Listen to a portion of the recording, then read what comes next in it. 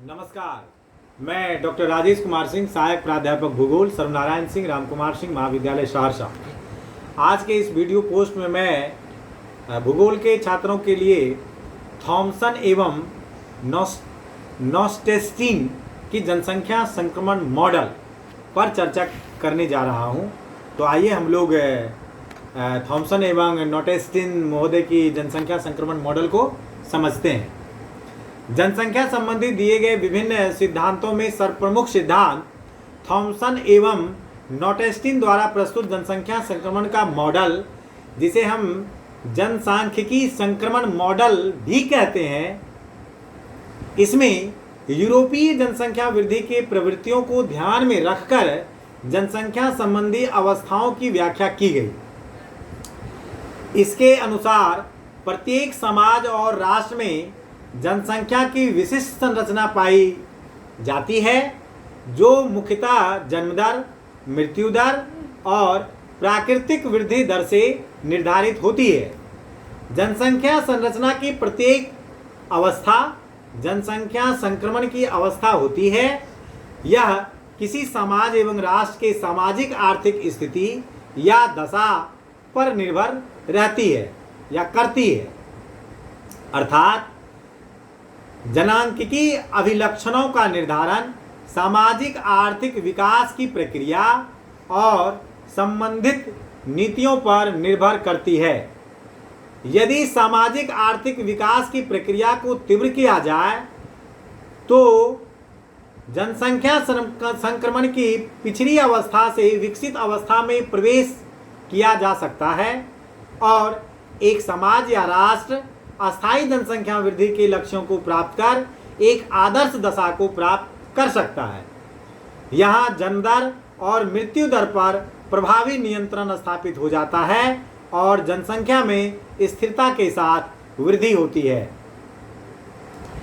इस सिद्धांत या मॉडल में मुख्यतः यह माना गया है कि किसी समाज में सामाजिक विकास की प्रक्रिया से पहले आर्थिक विकास की प्रक्रिया प्रारंभ होती है। इसी प्रकार मृत्यु दर पर नियंत्रण पहले प्रारंभ होता है। एक समय के बाद सामाजिक विकास की प्रक्रिया के तीव्र होने के कारण जन्म दर पर भी प्रभावी नियंत्रण प्रारंभ हो जाता है।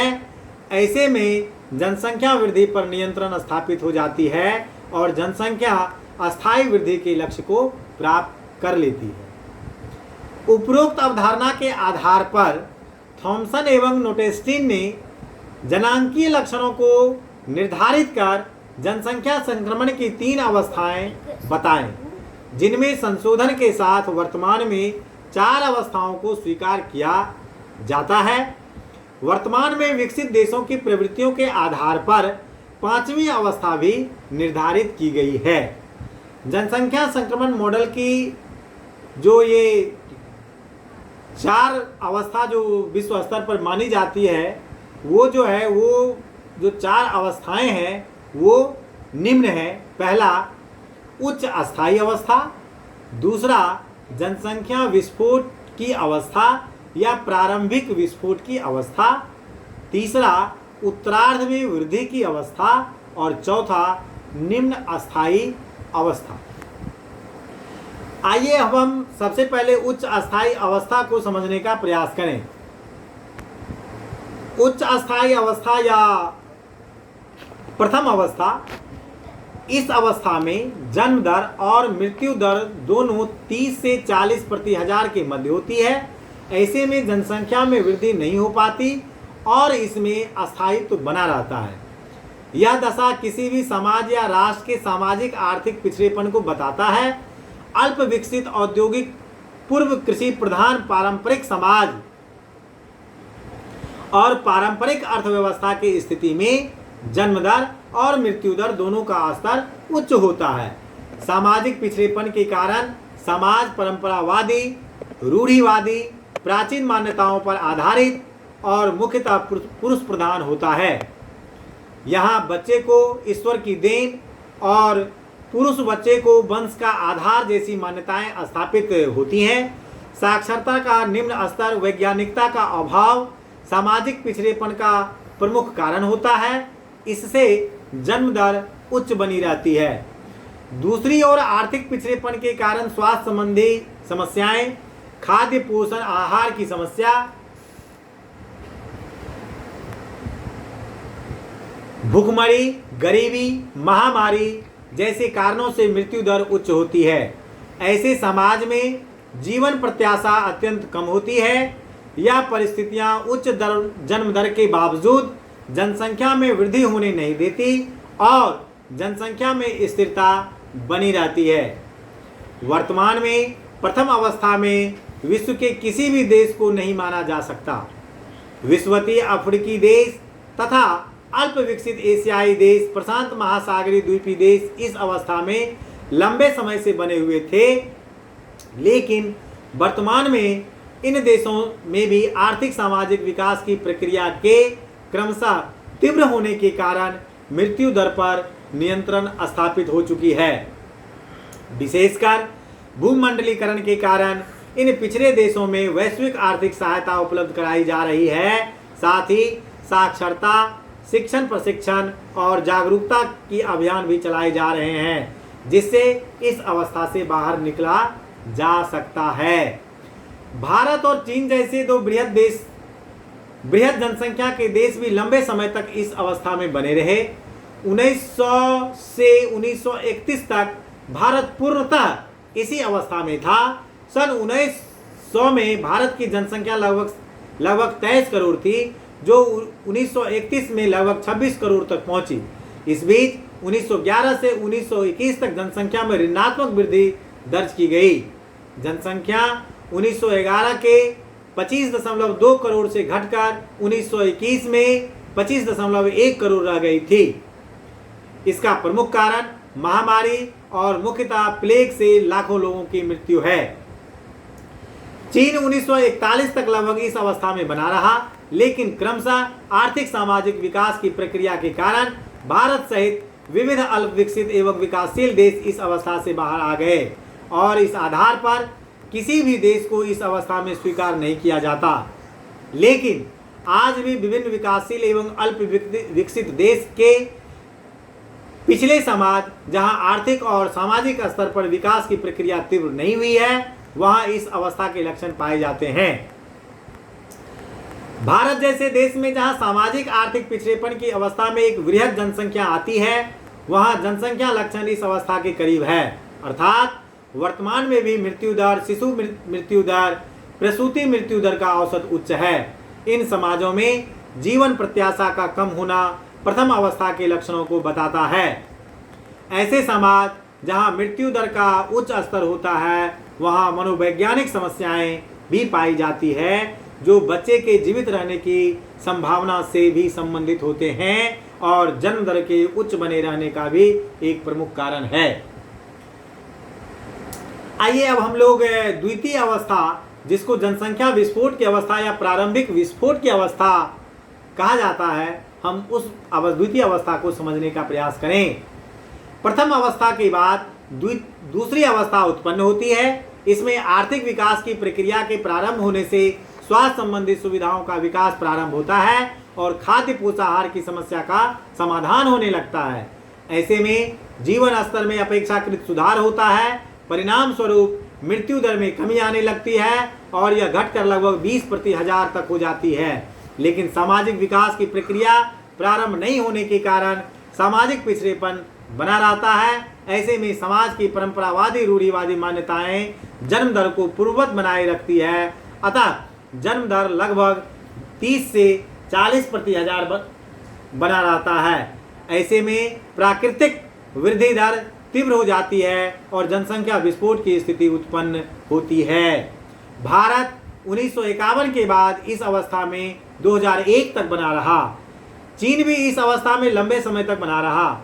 वास्तविक अर्थ में दूसरी अवस्था विकासशील समाज और राष्ट्र की अवस्था होती है। वर्तमान में भारत इस अवस्था से बाहर निकल चुका है और जनगणना 2011 के अनुसार इससे तीसरी अवस्था के प्रारंभ में माना जा रहा है।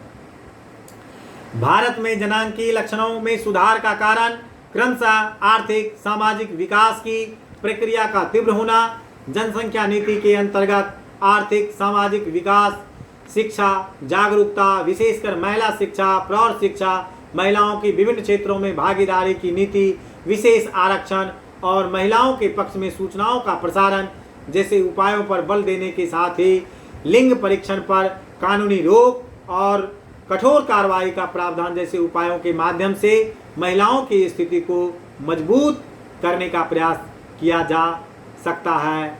इससे लिंग भेद को समाप्त कर जहां एक ओर महिलाओं के लिए अनुकूल वातावरण का निर्माण किया जा सके, वहीं दूसरी ओर जनसंख्या वृद्धि पर भी नियंत्रण स्थापित किया जा सकेगा। भारत में जनसंख्या नियंत्रण की इस नीति को ही केरल मॉडल के नाम से जाना जाता है और इसका लाभ उत्तरोत्तर भारत को प्राप्त हो रहा है। चीन को इस मॉडल का अपवाद माना जाता है क्योंकि वहां सामाजिक आर्थिक विकास की दीर्घकालीन नीतियों पर निर्भर होने की जगह राजनैतिक प्रतिबद्धता के आधार पर कानून का सहारा लिया गया और एक बच्चे की नीति अपनाई गई, जिससे जनसंख्या वृद्धि की प्रवृत्तियों पर तीव्र एवं प्रभावी नियंत्रण स्थापित किया जा सके। वर्तमान में चीन की जनसंख्या वृद्धि दर लगभग 0.5 से 0.6% वार्षिक है, जबकि भारत की जनसंख्या वृद्धि दर 2011 की जनगणना के अनुसार 1.64 वार्षिक है। ऐसे में कई जनांकीय विशेषज्ञों द्वारा भारत में भी चीन मॉडल लागू करने की सलाह दी जाती है, लेकिन चीनी मॉडल का लागू होना किसी भी राष्ट्र की राजनीतिक सामाजिक परिस्थितियों पर भी निर्भर करता है। भारत जैसे विविधतापूर्ण देश में जहां सामाजिक, सांस्कृतिक एवं धार्मिक स्तर पर व्यापक विविधता पाई जाती है, वहां लोकतांत्रिक मूल्यों के अंतर्गत आर्थिक सामाजिक उन्नयन को ही व्यवहारिक कहा जा सकता है। मध्य पूर्व के देश आर्थिक दृष्टिकोण से कुछ विकसित अवस्था में पहुंच चुके हैं, जहां प्रति व्यक्ति आय का स्तर विकसित देशों के समकक्ष है, लेकिन सामाजिक स्तर का पारंपरिक स्वरूप बने रहने के कारण रूढ़ियों से मुक्त नहीं हो पाई। विशेषकर महिला साक्षरता, महिला स्वतंत्रता और महिलाओं के सशक्तिकरण की दिशा में विशेष प्रयास नहीं हो पाया है। इसका स्पष्ट प्रभाव जनांकीय लक्षणों के रूप में दिखाई देता है, अर्थात उच्च जन्म दर का स्तर बना हुआ है। इससे यह तथ्य पुनः स्पष्ट होता है कि केवल आर्थिक विकास की प्रक्रिया द्वारा जनांकीय संरचना में सुधार नहीं लाया जा सकता, बल्कि सामाजिक, आर्थिक दोनों स्तर पर विकास की प्रक्रिया का तीव्र होना आवश्यक है। यह जनसंख्या संक्रमण मॉडल और भी प्रासंगिक हो जाता है। अब आइए हम लोग तीसरी अवस्था, जिसे उत्तरार्ध में वृद्धि की अवस्था कहा गया है, उसके बारे में समझें। द्वितीय अवस्था के बाद क्रमशः सामाजिक विकास की प्रक्रिया भी तीव्र होती है, जिससे जनसंख्या में जागरूकता उत्पन्न होती है। साक्षरता में वृद्धि, जागरूकता, लिंग समानता के कारण जनांकीय लक्षणों में सुधार होता है और मृत्यु दर के अनुरूप क्रमशः जन्म दर में भी कमी आने लगती है और तीसरी अवस्था के अंत तक यह घटकर लगभग 20 प्रति हजार तक हो जाती है। इस समय मृत्यु दर में और नियंत्रण स्थापित हो जाता है, जो लगभग 10 प्रति हजार तक आ जाती है। नवीन विकसित समाज और इसी अवस्था में होते हैं। यूरोपीय देश भी जनसंख्या विस्फोट के बाद इस अवस्था से गुजरे हैं। वर्तमान में चीन, भारत तथा कई विकासशील देश इस अवस्था में प्रवेश कर चुके हैं। जिस देश की आधार जनसंख्या विस्फोट की अवस्था में अधिक बड़ी हो जाती है, वहां जन्म दर में नियंत्रण के बावजूद दीर्घकाल तक जनसंख्या में वृद्धि होती रहती है। चीन और भारत में ऐसा ही देखा जा सकता है। भारत में वर्तमान दशक में जनसंख्या वृद्धि दर 1.64% वार्षिक है, जिसे नियंत्रित जनसंख्या की ओर सकारात्मक माना जा सकता है। इसके पिछले दशक में जनसंख्या की वार्षिक वृद्धि दर 1.93% थी, लेकिन पिछले दशक में जनसंख्या में मूल वृद्धि लगभग 18 करोड़ और वर्तमान दशक में 19 करोड़ की वृद्धि हुई। चीन भी आधार जनसंख्या के बड़े होने के कारण जनसंख्या वृद्धि दर पर पूर्ण नियंत्रण के बावजूद विश्व की सबसे बड़ी जनसंख्या का देश बना हुआ है। आइए हम अब लोग फोर्थ स्टेज यानी चौथे अवस्था की बात करें, जिसको निम्न अस्थायी अवस्था कहा गया है। तीसरी अवस्था के बाद चौथे अवस्था में सामाजिक विकास की प्रक्रिया आर्थिक विकास के समान ही तीव्र और प्रभावशाली हो जाती है। आर्थिक सामाजिक दोनों स्तर पर राष्ट्र और समाज पूर्ण विकसित हो जाते हैं। साक्षरता का उच्च स्तर, उच्च नगरीकरण, उच्च औद्योगिकीकरण, तकनीकी क्रांति, प्रति व्यक्ति आय का अति उच्च स्तर की दशाएं जन्म दर और मृत्यु दर दोनों पर प्रभावी नियंत्रण स्थापित कर देते हैं और जनसंख्या में अस्थायित्व आ जाता है। इस अवस्था में मृत्यु दर और जन्म दर दोनों लगभग 10 प्रति 1000 से कम हो जाती है। जन्म दर का स्तर मृत्यु दर से थोड़ा अधिक होता है और जनसंख्या में वृद्धि स्थिरता के साथ होती है। सभी विकसित देश और विकसित समाज इसी अवस्था में होते हैं। विश्व के सभी विकसित देश इस अवस्था में प्रवेश कर लंबे समय तक बने रहते हैं। इस तरह यह मॉडल विभिन्न अवस्थाओं में जनांकिकी लक्षणों को निर्धारित करती है और यह तथ्य स्पष्ट होता है कि सामाजिक आर्थिक विकास की प्रक्रिया तीव्र किए जाए तब एक पारंपरिक अल्प विकसित समाज जनसंख्या संक्रमण की विभिन्न अवस्थाओं से गुजरते हुए अंततः विकसित सामाजिक अवस्था में प्रवेश कर जनसंख्या की आदर्श दशा को प्राप्त कर सकता है। इन्हीं कारणों से इस मॉडल को वैश्विक समर्थन मिला और माना गया कि सीमित अपवादों को छोड़कर यह मॉडल विश्व के किसी भी देश या समाज की जनांकिकी संरचना की व्याख्या करने में सक्षम है। आइए अब हम नॉस्टन महोदय ने जो है सो जब जो अपना मॉडल दिया उसमें उन्होंने मूल रूप से तो विश्व स्तर पर 4 अवस्था बताई, लेकिन उन्होंने एक 5वीं अवस्था की भी बात की। वो 5वीं अवस्था क्या है, उस 5वीं अवस्था को हम लोग समझें। इस 5वीं अवस्था को प्रजाति विनाश की अवस्था कहा गया है। जनसंख्या संक्रमण के मॉडल के अनुरूप ही अधिकांश देशों और समाजों की जनसंख्या वृद्धि की प्रवृत्ति देखी गई, लेकिन विकसित देशों में एक नवीन प्रवृत्ति सामने आई है जो ऋणात्मक जनसंख्या वृद्धि के रूप में मिलती है। इसमें जनसंख्या में लगातार कमी की स्थिति बनी हुई है, अर्थात जनसंख्या में वृद्धि की जगह कमी आ रही है। इस अवस्था को ही क्लार्क महोदय ने प्रजाति विनाश की अवस्था कहा है और इसी आधार पर इस मॉडल की आलोचना भी किया है। क्लार्क ने माना कि इस अवस्था की कल्पना थॉमसन एवं नॉस्टिन ने नहीं किया। यह अवस्था विकसित समाज की उपभोक्तावादी, व्यक्तिवादी और अधिक स्वतंत्रता अर्थात स्वतंत्र प्रवृत्तियों से निर्धारित होती है। उच्च जीवन स्तर और उच्च प्रति व्यक्ति आय की स्थिति में समाज भौतिकतावादी हो जाता है, जिससे परिवार जैसी संस्थाएं कमजोर होने लगती हैं। विवाह के प्रति नकारात्मक सोच, बच्चों के जन्म के प्रति निराशा, जिम्मेदारियों को उठाने से बचना और निजी जीवन को विशेष महत्व देना जैसे कारक जन्म दर को हतोत्साहित करते हैं। स्त्री पुरुष के संबंधों में सहज जीवन की अवधारणा से भी बच्चे के जन्म के प्रति नकारात्मक नजरिया का विकास होता है। ऐसे में जन्म दर में तीव्रता से कमी आने लगती है। यह स्थिति ही प्रजाति विनाश का कारण है। ऐसे समाज में तलाक जैसी घटनाएं सामान्य होती हैं। इससे भी वैवाहिक संबंधों में बच्चे के जन्म को प्राथमिकता नहीं दिया जाता। यह विकसित समाज में उत्पन्न ऐसी स्थितियां हैं जिसकी कल्पना जनसंख्या संक्रमण मॉडल में नहीं की गई थी और यह आलोचना का कारण भी बना। लेकिन यदि जनसंख्या संक्रमण मॉडल की मौलिक अवधारणा को समझा जाए तब यह आलोचना तथ्यहीन प्रतीत होता है।